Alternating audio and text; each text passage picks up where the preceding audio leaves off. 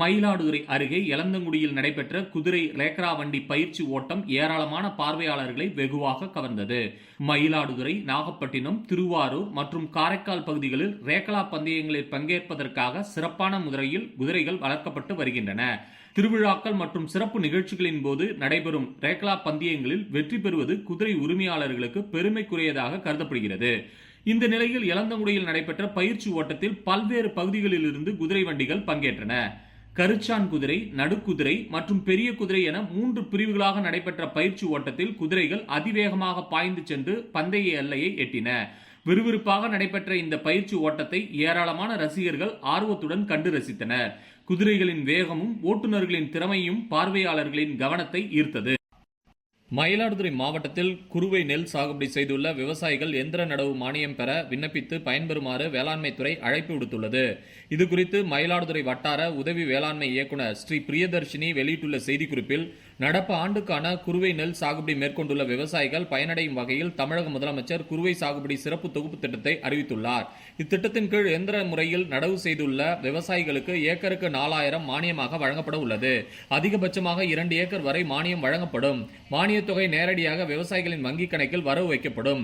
மேலும் இத்திட்டத்தின் கீழ் விதைகள், நெல் நுண்ணூட்ட கலவைகள் மற்றும் உயிர் உரங்கள் மானிய விலையில் வழங்கப்பட உள்ளன.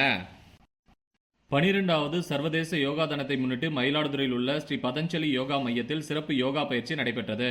இந்த பயிற்சியில் 5 வயது முதல் 80 வயது வரையிலான 50க்கும் மேற்பட்டோர் பங்கேற்றனர். சர்வகாசனம், சிரசாசனம், புஜகாசனம், தனுராசனம், சலபாசனம், பிராணாயாமம் மற்றும் தியானம் உள்ளிட்ட பல்வேறு யோகாசனங்களை சிறுவர்கள் முதல் முதியோர்கள் வரை ஆர்வமுடன் பயிற்சி மேற்கொண்டனர். யோகா பயிற்சிகள் உடல் ஆரோக்கியத்தை மேம்படுத்துவதோடு மனநலத்தையும் வலுப்படுத்தி குறிப்பாக இளைஞர்களுக்கு ஆரோக்கியமான வாழ்க்கை முறையை உருவாக்க உதவும் என நிகழ்ச்சி ஏற்பாட்டாளர்கள் தெரிவித்தனர். சர்வதேச போதைப்பொருள் பயன்பாடு மற்றும் சட்டவிரோத கடத்தல் எதிர்ப்பு தினத்தை முன்னிட்டு தமிழ்நாடு விளையாட்டு மேம்பாட்டு ஆணையம் சார்பில் ஸ்டார்ட் ரன் ஸ்டாப் ட்ரக்ஸ் என்ற தலைப்பில் போதைப்பொருள் விழிப்புணர்வு ஓட்டம் மயிலாடுதுறையில் நடைபெற்றது. இந்திய விளையாட்டு ஆணைய விளையாட்டு அரங்கில் இருந்து துவங்கிய ஓட்டத்தை மாவட்ட ஆட்சியர் H.S. ஸ்ரீகாந்த் மற்றும் மாவட்ட காவல் கண்காணிப்பாளர் ஸ்னேகா பிரியா ஆகியோர் கொடியசைத்து துவங்கி வைத்தனர். தர்மபுரம் சாலை வழியாக நடைபெற்ற 5 கிலோமீட்டர் தூர விழிப்புணர்வு ஓட்டம் மாவட்ட ஆட்சியர் அலுவலகத்தில் நிறைவுற்றது. இந்த ஓட்டத்தில் 5 வயது சிறுவர்கள் முதல் பெரியவர்கள் வரை 400க்கும் மேற்பட்டோர் ஆர்வமுடன் பங்கேற்றனர். போட்டியில் வெற்றி பெற்றவர்களுக்கு சான்றிதழ்கள் வழங்கப்பட்டு கௌரவிக்கப்பட்டனர். மயிலாடுதுறை மாவட்டத்தில் 66,656 குழந்தைகளுக்கு போலியோ சொட்டு மருந்து வழங்கும் பணிகளை மாவட்ட வருவாய் அலுவலர் மற்றும் சட்டமன்ற உறுப்பினர் துவங்கி வைத்தனர். மயிலாடுதுறை மாவட்டத்தில் மருத்துவமனைகள், ஆரம்ப சுகாதார நிலையங்கள், மேலும் பொதுமக்கள் அதிக அளவில் கூடும் பேருந்து நிலையம், ரயில் நிலையம், வழிபாட்டு தலங்களில் போலியோ சொட்டு மருந்து 5 வயதுக்கு உட்பட்ட குழந்தைகளுக்கு வழங்கப்பட்டது. மயிலாடுதுறை அரசு நகர்ப்புற ஆரம்ப சுகாதார நிலையத்தில் மாவட்ட வருவாய் அலுவலர் பூங்கொடி சொட்டு மருந்து வழங்கும் பணியினை துவங்கி வைத்தார். மயிலாடுதுறை மாவட்டத்தில் தேசிய கால்நடை நோய் தடுப்பு திட்டத்தின் கீழ் 9வது சுற்று கால் மற்றும் வாய் நோய் தடுப்பூசி சிறப்பு முகாம் ஆகஸ்ட் 10ஆம் தேதி வரை கிராமங்கள் வாரியாக நடைபெறுகிறது. பசு, எருமை, வெள்ளாடு உள்ளிட்ட பிளவுபட்ட குளம்புகள் கொண்ட கால்நடைகளை எளிதில் தாக்கும் கால் மற்றும் வாய் நோய் காற்று மற்றும் தண்ணீர் மூலம் வேகமாக பரவும் வைரஸ் நோயாகும். இந்த நோயால் கால்நடைகளின் வாய், நாக்கு மற்றும் குளம்புகளில் புண்கள் ஏற்பட்டு தீவனம் உட்கொள்ள முடியாத நிலை உருவாகிறது. மேலும் பால் உற்பத்தி குறைதல், கன்று உயிரிழப்பு மற்றும் மலட்டுத்தன்மை உள்ளிட்ட பாதிப்புகளால் கால்நடை வளர்ப்போருக்கு பொருளாதார இழப்பு ஏற்படுகிறது. இதனை தடுக்க ஆண்டுக்கு 2 முறை தடுப்பூசி செலுத்துவது அவசியம் என மாவட்ட நிர்வாகம் தெரிவித்துள்ளது.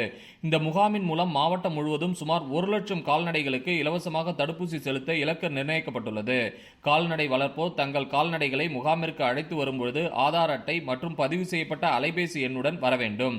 தடுப்பூசி பதிவு செய்யும் போது செல்போனிற்கு வரும் OTP எண்ணையும் தெரிவிக்க வேண்டும் என்று அறிவுறுத்தப்பட்டுள்ளது. இந்த சிறப்பு முகாமை மயிலாடுதுறை மாவட்டம் மூவலூர் கிராமத்தில் மாவட்ட ஆட்சியர் H.S. ஸ்ரீகாந்த் தொடங்கி வைத்தார். இந்த இலவச தடுப்பூசி முகாமில் அனைத்து கால்நடை வளர்ப்போரும் பங்கேற்று தங்கள் கால்நடைகளை கால் மற்றும் வாய் நோயிலிருந்து பாதுகாத்துக் கொள்ளுமாறு மாவட்ட ஆட்சித்தலைவர் கேட்டுக்கொண்டுள்ளார். மயிலாடுதுறை நகரின் கொத்தத்தெரு பகுதியில் காவல்துறையினர் மேற்கொண்ட வழக்கமான வாகன சோதனையை மாவட்ட ஆட்சியர் H.S. ஸ்ரீகாந்த் நேரில் பார்வையிட்டு ஆய்வு செய்தார். அப்போது ஹெல்மெட் அணியாமல் இருசக்கர வாகனங்களில் வந்தவர்களிடம் ஹெல்மெட் அணிவதன் அவசியம் குறித்து விழிப்புணர்வு ஏற்படுத்தி அறிவுரை வழங்கினார்.